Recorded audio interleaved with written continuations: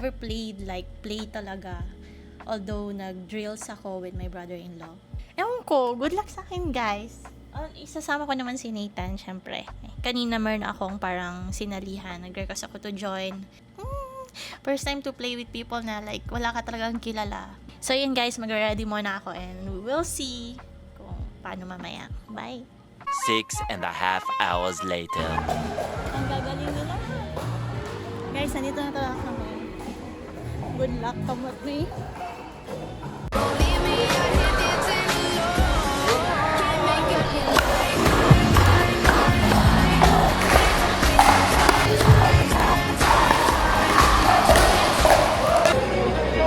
Tapos na ang game guys. Eh, nagutom kami. It's 12:32 in the morning na. So, kakain muna kami ng teriyaki. Chicken teriyaki nila. Tapos, uuwi na kami. The next day. Hi guys! Share ko lang yung experience ko kagabi. Nag-enjoy talaga ako kasi new people and then they're very accommodating, they're kind, and yung nag-organize nung game, mababait sila. Like, they explained it to me kasi may mga things na hindi ako sure paano. So, masaya lang kasi mabait sila. Pero yeah, I enjoyed kahit na sa 3 hours na yun, I think very solid na yung payment ko. Like, it's 250 pesos for 3 hours and then I had 7 games, I guess.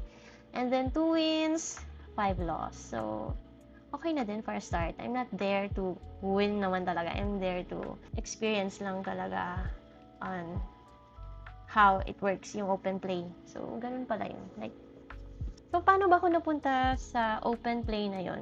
Nag-download ako ng Reclub na app. I think, saan ko ba nakita? Hindi ko maalala kung saan ko nakita kung sa Facebook ba. Basta, nag-download ako and then naglagay ako doon ng sport na pickleball and then yung address is Cebu City.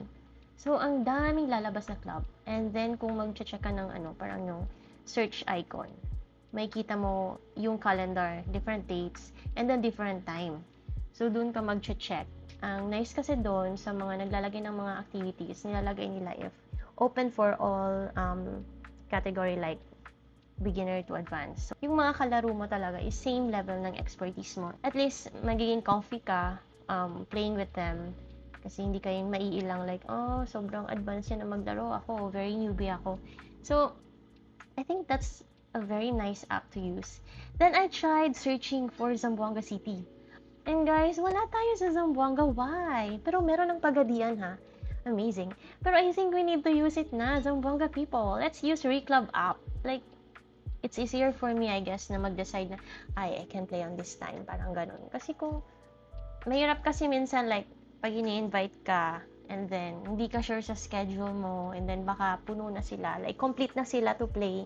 So, nakakahiya. So, guys, let's use it. Reclub app. But yeah, thank you guys for the experience. And guys, thank you for watching this video. Masyadong maikli lang to kasi just wanna share with you my experience. So, thank you for watching. Bye!